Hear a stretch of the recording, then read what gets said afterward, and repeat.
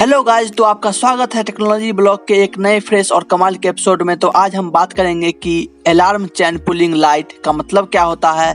चैन pulling के बाद अगर ड्राइवर चाहे तो ट्रेन को बिना रोके ले जा सकता है, या फिर चैन पुलिंग एक बॉगी से की जाती है तो क्या उसी बॉगी की ब्रेक लगती है या फिर पूरे ट्रेन में ब्रेक लग जाती है। साथ ही हम ये समझेंगे कि ब्रेक पाइप क्या होता है और ये डबल पाइप क्यों लगाया जाता है। ये भी समझेंगे कि ये जो गुड्स ट्रेन में जो ये हैंड ब्रेक लगे होते हैं वो किस काम आते हैं।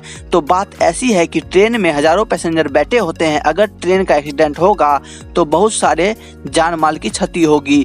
इसलिए इंजीनियरों ने एक ऐसा सिस्टम बनाया कि ट्रेन का जो ब्रेक है वो ऑटोमेटिक हमेशा लगा ही रहे और ट्रेन का ड्राइवर उस ब्रेक को हटाए तो ट्रेन चले।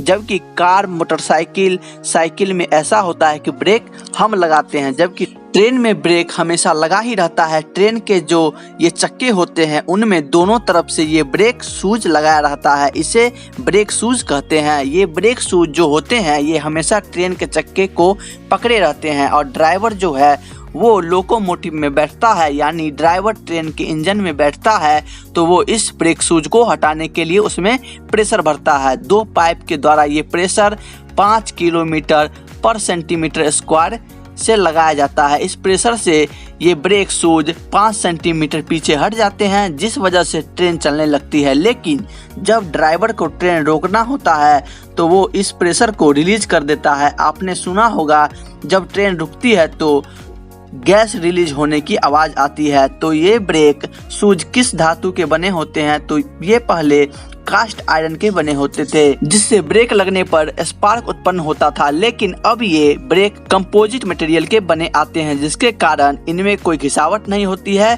और स्पार्क भी नहीं निकलता है। अब आपके मन में ये सवाल उठ रहा होगा कि ये जो ब्रेक लगाने और हटाने के लिए जिस प्रेशर का यूज किया जाता है वो प्रेशर कहाँ से आता है।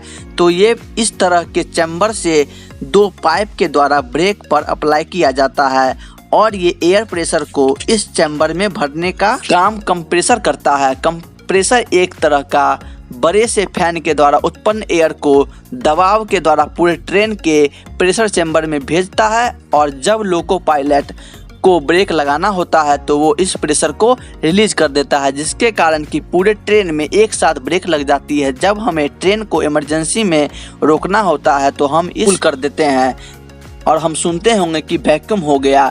एक्चुअली में होता ये है कि चैन पुलिंग करने की वजह से ट्रेन के सारे चक्के का एयर प्रेशर रिलीज हो जाता है, जिसके कारण ट्रेन रुक जाती है। तो आपने ये लाइट ट्रेन के डब्बे के बाहर देखा होगा, इसे अलार्म चैन पुलिंग लाइट कहते हैं। शॉर्ट में इसे ACP लाइट भी कहते हैं। ये बताता है कि किस बॉगी से चैन पुलिंग किया गया है, जिससे कि GRP पुलिस जाके अनावश्यक उतरने वाले को गिरफ्तार कर सके।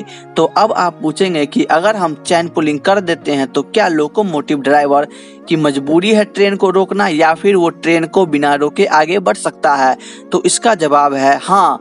होता ये है कि जब आप चैन पुलिंग करते हैं तो इस दोनों पाइप में से सिर्फ एक पाइप का एयर प्रेशर रिलीज होता है, दूसरे पाइप का कंट्रोल लोकोमोटिव ड्राइवर के पास होता है, जिसकी वजह से आप कितना भी चैन पुलिंग कर लें, ड्राइवर दोबारा इस सेकेंडरी पाइप जिसे फीडर पाइप भी कहते हैं उससे प्रेशर भर के ट्रेन को बिना रोके ले जा सकता है। अब आप देखे होंगे कि गुड्स ट्रेन में इस तरह के हैंड ब्रेक लगे होते हैं। इसका काम ये होता है, गुड्स ट्रेन क्षमता से अधिक सामान लोड करने से ब्रेकिंग सिस्टम पे काफ़ी इफेक्ट पड़ता है, इसलिए उस प्रेशर को बराबर एक समान करने के लिए इस हैंड ब्रेक का इस्तेमाल किया जाता है। तो आई होप आप सभी तरह के ब्रेक के बारे में समझ गए होंगे। तो वीडियो को लाइक करें, कमेंट करके बताएं कि वीडियो कैसा लगा। तो फिर होगी मुलाकात अगले वीडियो में, तब तक के लिए चैनल को सब्सक्राइब करें। Stay safe and good bye.